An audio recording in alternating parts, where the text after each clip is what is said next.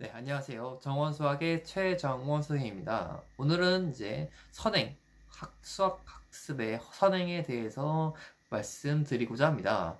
일단은 뭐 선행이라고 한다면은 뭐 선행 자체는 나쁜 게 전혀 없죠. 뭐 이제 자기가 이제 조금 자기 학년보다 앞서서 공부를 하는 거니까 그 자체는 절대 나쁜 게 없습니다.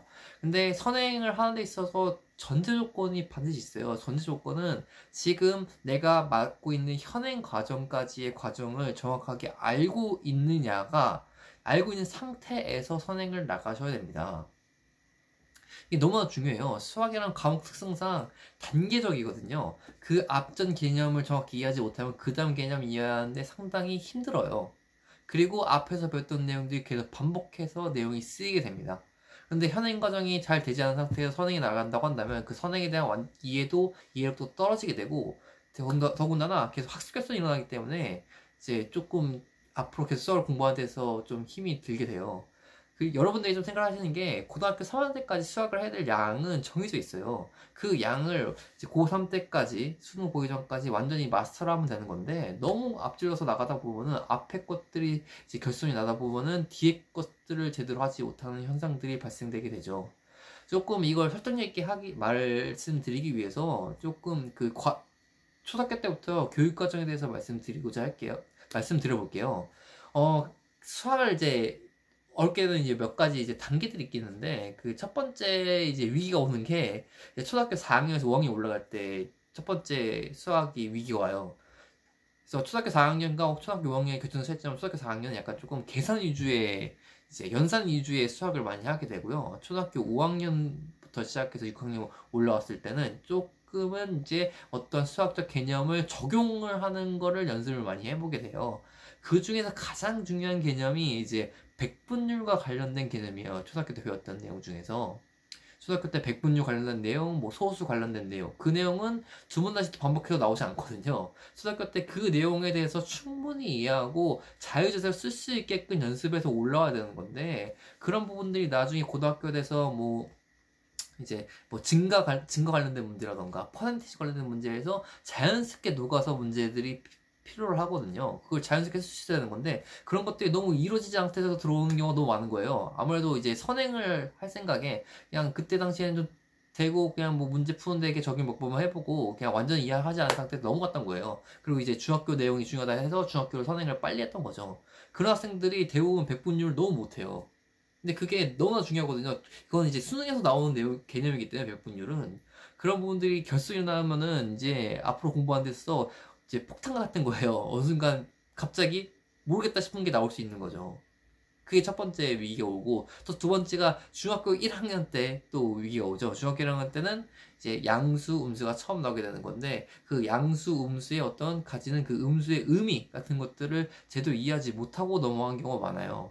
그럼 그 음수를 활용 용도로 많이 써야 될 때가 있는데 음수라는 의미 자체가 양수의 어떤 반대 의미를 간다는 의미거든요. 뭐 예를 들어서 이제 고등학교 이제 미적분하게 되면 속도라는 개념이 있어서 마이너스라는 게 이제 반대 개념인 거죠. 음수가 반대로 간다는 의미의 속도의 의미로서 쓰이게 되는 건데 그 음수의 의미는 중학교 1학년 때 배우거든요. 근데 그걸 또 제대로 이해하지 않고 이제 대강하고 넘어가게 되면 또 고등학교 가서 또 그 부분에 대해서 또 힘듦을 느끼면서 지나가게 되는 거예요. 그 다음에 또 위기가 오는 게 중학교 3학년 때 옵니다. 중학교 3학년 때는 이제 함수에 대해서 특히 2차 함수에 대해서 꼼꼼하게 배우는 타임이거든요. 근데 2차 함수는 수능에서 나올 만큼 계속 꾸준히 나오는 내용이에요. 근데 그거의 첫 시작인 건데 그리고 그래프 해석하는 데 있어서 제대로 많이 해보는 그 학년이 중학교 3학년인데 그때 또 많이 해보지 않으면은 또 그래프 관련된 내용들이 잘 정리가 되지 않았으니까 또 고등학교 내용을 하는 데 있어서 또 어려움을 갖게 되겠죠. 그리고 또 이제 고등학교 1학년이 마지막 고비예요. 고등학교 1학년은 이제 복합 개념이 나오는 시기예요. 이제 중학교 3학년 때 슬슬 나오긴 하는 건데 복합 개념이 제대로 나오는 건 고등학교 1학년 내용이죠. 복합 개념이라는 게 뭔 얘기인고 하니 고등학교 1학년 내용만 가지고 문제가 풀리지 않는다는 얘기인 거예요. 고등학교 1학년 내용을 기반을 토대로 중학교 내용을 이제 가져와서 낀 문제를 풀어와야 되는 건데 중학교 현행 과정을 제대로 하지 않고 넘어온 친구들은 거기서 어려움을 겪는 거예요. 특히 중학교 때 기계와 관련된 내용, 2학년 2학기, 3학년 2학기 내용은 두 번 다시 배우지 않아요. 2학년 1학기랑 3학년 1학기 내용은 대수적인 내용인데 대수적인 내용은 고등학교 1학년 때 심화적으로 다 배우기 때문에 어떻게 보면 좀 반복하는 효과가 일어나긴 하거든요. 근데 중학교 2학년 2학기 그리고 3학년 2학기 때 배우는 기하 내용은 두 번 다시 배우지 않습니다. 그 부분이 너무 중요하거든요. 그런 부분이 안 된 상태에서 고등학교 1학년 올라와서 문제를 풀라고 하면은 분명히 난 고등학교 1학년 내용을 잘 열심히 공부하고 배웠는데 뭔가 문제가 안 풀려. 그거는 중학교 내용이 안 돼서 그런 거예요. 고등학교 내용이 다 안 돼서가 아니라요. 그런 어려움이 또 겪게 되는 거예요.